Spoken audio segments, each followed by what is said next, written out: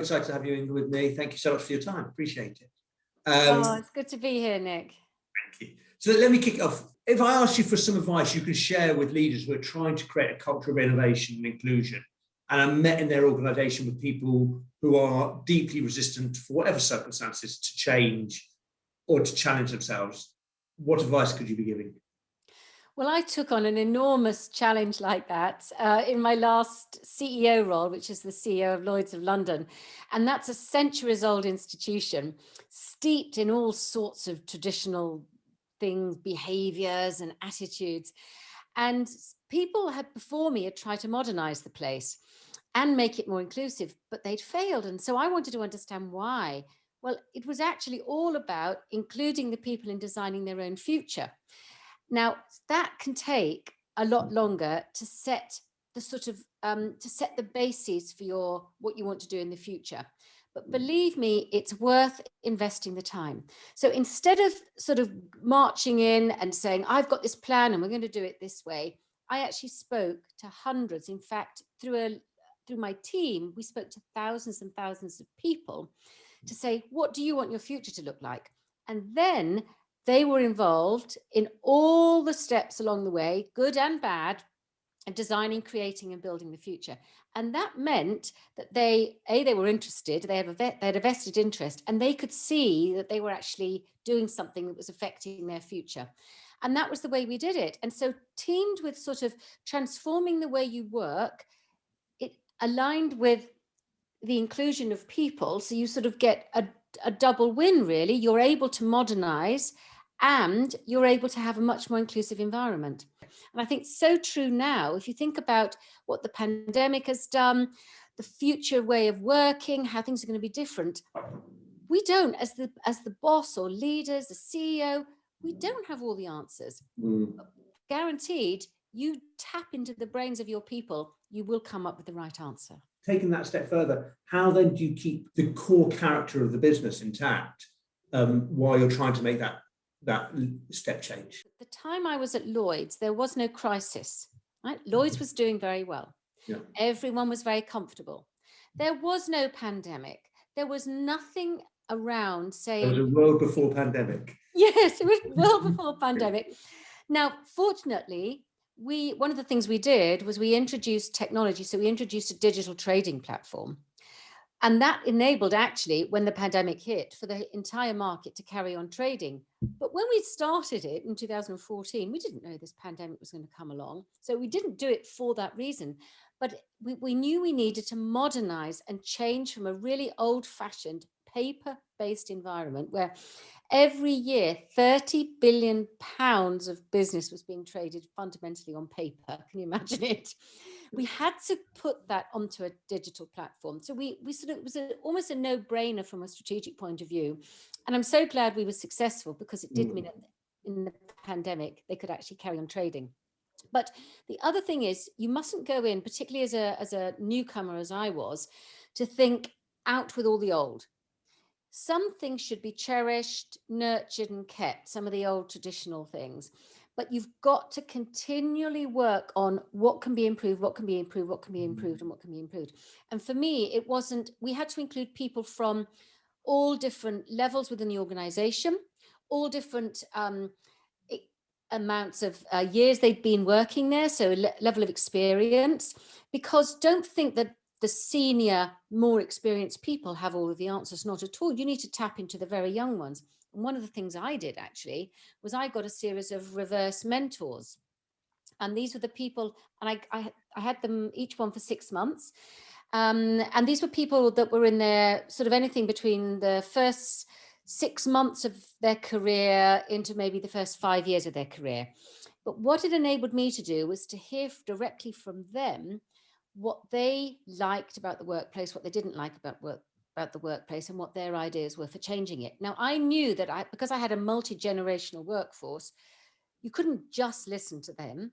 You couldn't just take their ideas, but listening to them was a very important steer for me as to how I could change my communication. And we did tweak lots of things based on some of those one-to-one conversations I had with people just in their early 20s. In your view, in terms of for a company to set up a successful mentor program now, in a time of virtual and working remotely, how best would you have changed the program you put in place, or how would you got people to create those relationships when they can't sit around and have a cup of tea or whatever it is? Well, we did it at that time. I was sort of looking at my key executives being reverse mentored by the junior people.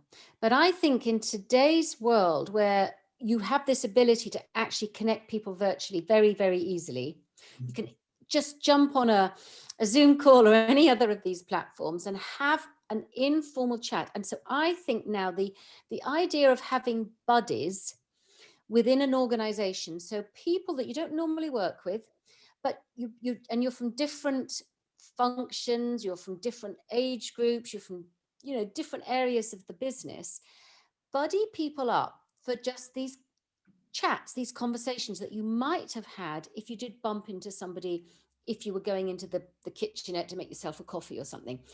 You've got to force it a little bit, but over time I think that can really help in this day and age when we're going to have this sort of hybrid way of working, and you're not going to necessarily be bumping into people physically, but force that in a way, and you can create that system and have more of a buddy system where not one is a mentor and the other one is the mentee.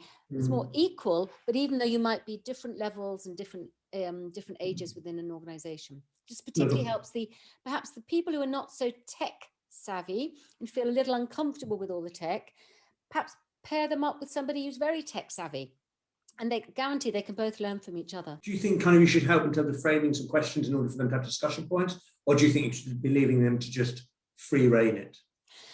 To a certain extent, I would give some examples, because in my experience, if they're strangers, they don't know each other very well, and you've got to break the ice, and you've also got to try and get through any inbuilt barriers that there might be there, because we're often putting up barriers of our own, and we might be regarding somebody different to us in a negative way, maybe in a positive way, but certainly they're different to us, and that can, just by the very nature that someone's different, can put a little bit of a barrier in the way, because you want people to have a free-flowing conversation. So I think to have some starter questions, get to know each other, that's a great way to start.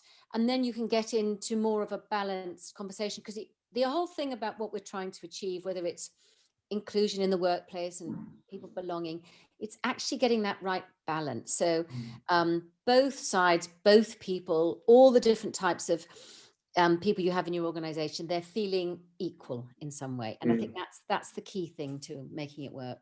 We see in society at the moment there's a general lack of trust in both, I suppose, the government, but also in the corporate sector and corporate governance. How do you see this evolving moving forward? Business has a big part to play in this. And fortunately, business has actually done pretty well during the pandemic.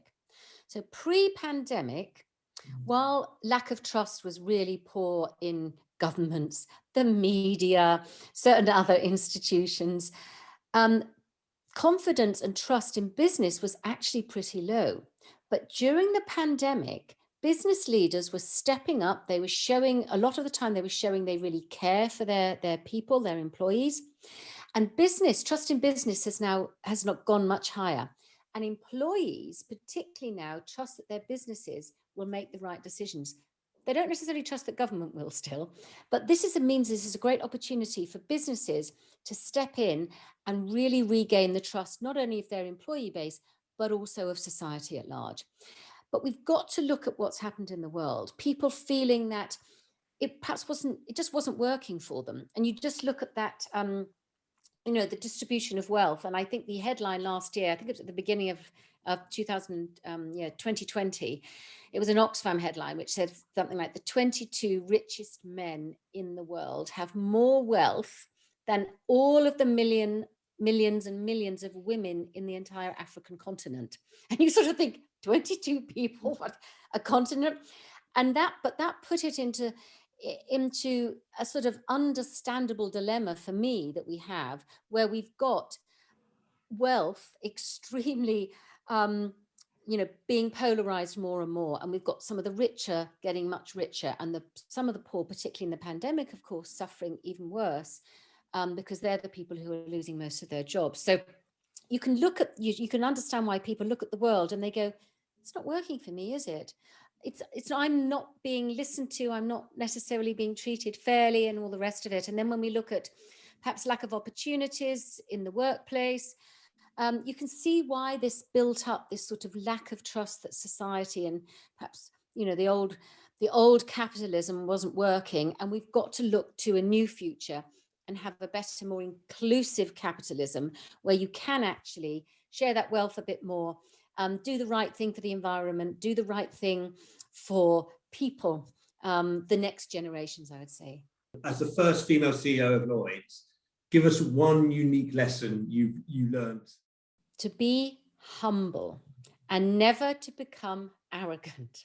I made the mistake because you see, you get more senior in an organization, you make it to the top, you have the power to make all sorts of decisions.